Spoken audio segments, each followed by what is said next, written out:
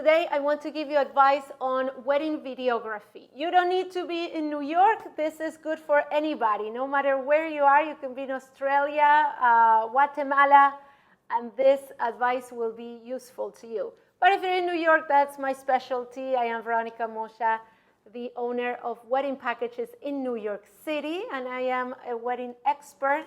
I've been working in weddings for almost 14 years now, and I've gained a lot of experience, so I'm happy to share this with you. Hopefully, it'll make things easier for you. So, videography, awesome. You should get it. Everybody should have a wedding video. I'm obviously a big fan of videos. I like videos. So a few things you need to know. Number one is pricing. So when it comes to videography, you really need to understand what's involved. When you hire a videographer, listen, in the times that we're living, you should first face the fact that a lot of people have access to cameras and they call themselves a videographer because they just go, they start making videos, and voila, right? But there's a big difference between a professional, seasoned videographer and someone who is not. And you will know this by the price, number one. So when you go pick your videographer, really do a thorough research. If you're here in New York, if you're in America, my recommendation would be to go on Wedding Wire or The Nut and look at all, they have a list of videographers. And you really need to take your time and go and see their prices. And then you will determine what the average price is.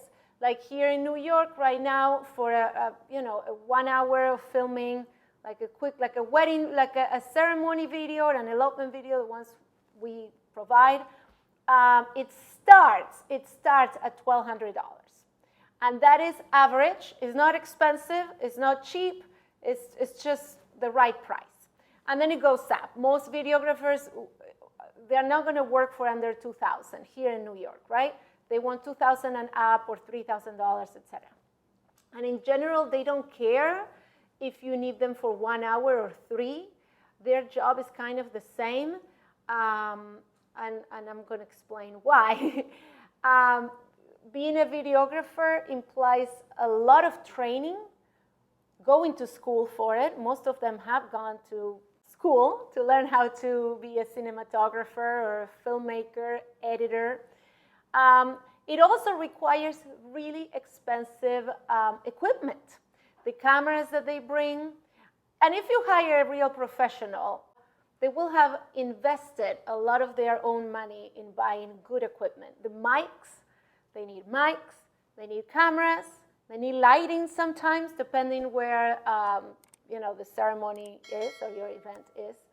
So there's the buying of the equipment, and then there is the carrying of the equipment. It's a lot of stuff to bring. If they bring 2 cameras or 3 cameras, sometimes even 4, sometimes they have a drone. I used to have one of my videographers had a drone. I don't know if you've seen some of our videos, you will see it. And drones are forbidden in Central Park, but he was really brave and he would do it anyway. And we got great shots, right? But he used to come, I remember he brought like 3 cameras plus the drone. And that's a lot, that's a big ask. Just filming alone, it's a big job. After the filming, you have to remember they have to go home and edit it. Sometimes it's the same person who edits it, sometimes it's not, it's someone else. So they have to send the files, and then there's another person that has to get paid, who's the editor. So, what I am trying to tell you is, number one, be careful if it is too cheap. If it is under $1,200, usually it's a red flag. And this brings me to point number 2. When you hire a videographer, I recommend that you make very sure that they have at least 2 cameras. You do want 2 cameras for the ceremony. Your ceremony is you and your spouse and the person in the middle that's saying the ceremony, the minister. And you don't want everything from one angle. And that happened to me. If you've been following me, I always tell stories about my own wedding. This is how my company was born, through all the, the mistakes I made thinking I can do this. I went cheap on the videographer. No offense to the poor guy. He was a very nice guy, and he worked with me in the past. But he only brought one camera, and the whole ceremony is from the one same angle, and it really bothered me at the end. And I know how it is when you're tight with money and you're preoccupied. But honestly, this is a side note and a little advice. Don't do that to yourself on your wedding day. I feel that your wedding day, life will work out. Life will support you, and meaning you will make the money back. You will have more money later. Don't go cheap on certain vendors. Some things you can go cheap. No big deal. But others, like the videographer, you want to have good quality. This is something that you will have for life. If you stay married to this person, you will see this, you will be watching it 20 years from now. And so if you divide the expenses from today to 20 years, it turns out to be nothing. It's like 10 cents. 10 cents a week or whatever. So yeah, don't be cheap. Be careful. Do your research. Ask the right questions. Tip number 3, once you hire your videographer, whoever he is, whether he's cheap or medium or expensive, it doesn't matter who they are. They can be the best. They can be $5,000, cinematography, quality, whatever. It doesn't matter. It's your responsibility. You need to be very clear with them. They are not mind readers, okay? They might be great at shooting video, but they don't know who the important people are at your party or at your reception or during your ceremony. They don't know what's important to you. So this is something that you need to make very clear with them.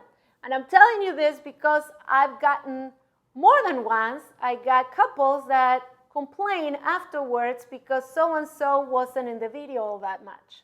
And they were right there. You couldn't say anything, even on the day of the wedding. Couldn't you just turn to the cameraman and say, hey, make sure you get them. We get footage of them. She's, my godmother or whatever, and I want to see her. They didn't. They don't say anything, and then they also complain because someone else was in the video a little too much, and they didn't like this person anymore. So that's embarrassing. You don't want to be doing that, asking the editor to re-edit your video because some people that you don't want to see are there and some others aren't. That's on you. And anybody that you work with will be open to sitting down with you or being on the phone with you or a Zoom with you, whatever, and take notes and make sure they capture whatever is important to you. But it's your job to let them know. Don't expect them to just, read your mind and know it. Right. Number 4, you also have to be very clear with your expectations. So if you want them to have 2 cameras or 3 cameras or whatever, you have to let them know. Don't assume anything. When it comes to video, you cannot assume anything. Another anecdote that I have, another couple complained because the lavalier mic was a little too big for his taste, and it was showing because the cameraman put like a fuzzy thing in the mic, so the fuzzy thing was sticking out. And one of the grooms didn't want to wear it because it was too big. He didn't want to wear it. You have to wear the mic, okay? So those are kinds of questions you need to ask. If that's important to you, if that's an issue, it's going to be a deal breaker. You're not going to wear the mic. The most important thing, you have to wear the mic during the ceremony. If you don't want to wear it, if it's not to your liking, you know this about yourself. We don't know this. You need to verbalize all these details beforehand. If you don't, then it's on you.